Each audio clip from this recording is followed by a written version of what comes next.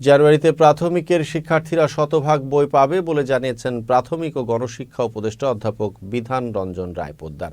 দুপুরে রংপুর পিটিআইয়ে এক অনুষ্ঠানে যোগ দেওয়ার আগে সাংবাদিকদের এই কথা বলেন তিনি বলেন, সরকার জানুয়ারি মাসে শতভাগ প্রাথমিকে বই দিতে পারবে। আগে যেমন বই উৎসব করে দেয়া হতো, এবার উৎসব না হলেও বই দেওয়ার প্রক্রিয়া চলছে।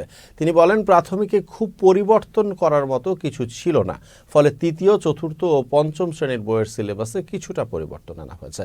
পাঠ্যপুস্তকগুলোতে ছাত্র জনতার যে অভ্যুত্থান ঘটে গেল তার প্রতিফলন থাকবে গল্পের আকারে, বিভিন্ন ছবির আকারে।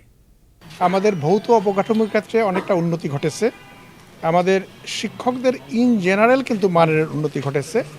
যদিও যেগুলো প্রাইমারি স্কুলগুলো জাতীয়কৃত করা হয়েছে 13 সালে, সেই ক্ষেত্রে যেহেতু টিচাররা আগে নিয়োজিত হয়েছেন, তাদের অন্তর্ভুক্ত করা হয়েছে গভর্নমেন্ট স্কুলগুলোতে, সেই ক্ষেত্রে হয়তো এই মানের ক্ষেত্রে কিছুটা আমরা দেখব যে পার্থক্য রয়েছে, সেই বিষয়টা ঠিক।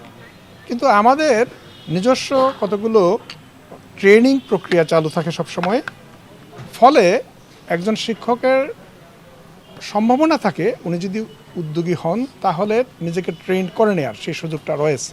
প্রাথমিকে খুব পরিবর্তন করার মতো কিছু ছিল না, ফলে আমরা তৃতীয়, চতুর্থ, পঞ্চম শ্রেণীর বইয়ে কিছু পরিবর্তন এনেছি, সেটা আপনারা দেখতে পাবেন।